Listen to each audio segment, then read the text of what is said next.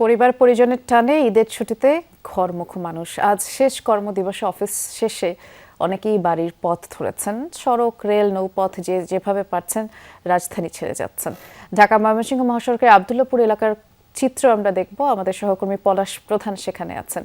যেহেতু এখন রাত, পলাশ, ঘরমুখো মানুষের চাপ এই মুহূর্তে কেমন দেখছেন? এবার গার্মেন্টস ছুটি কি ধাপে ধাপে হবে? একটু আমাদেরকে বিস্তারিত করে জানাবেন।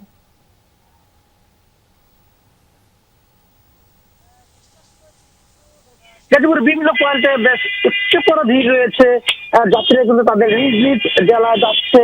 তবে একটি অভিযোগ রয়েছে, সেটি হচ্ছে যে পরিবহন সংকট রয়েছে এবং ভাড়া অধিক চাচ্ছে, সেটিও অভিযোগ রয়েছে।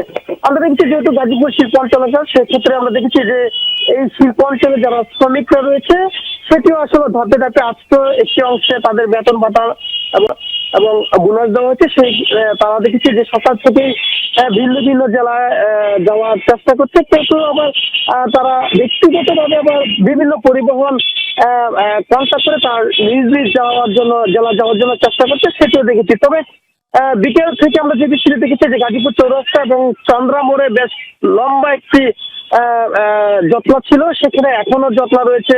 আমি এখন দেখছি টঙ্গী প্রবেশপথ অর্থাৎ রাজধানী থেকে বের হওয়ার যে অংশটি সেখানে সেখানে আমরা দেখেছি যে যাত্রীগুলো এখনো তাদের বাড়িতে যাওয়ার জন্য যে পরিবহন রয়েছে সেই নির্দিষ্ট পরিবহন পাচ্ছে না।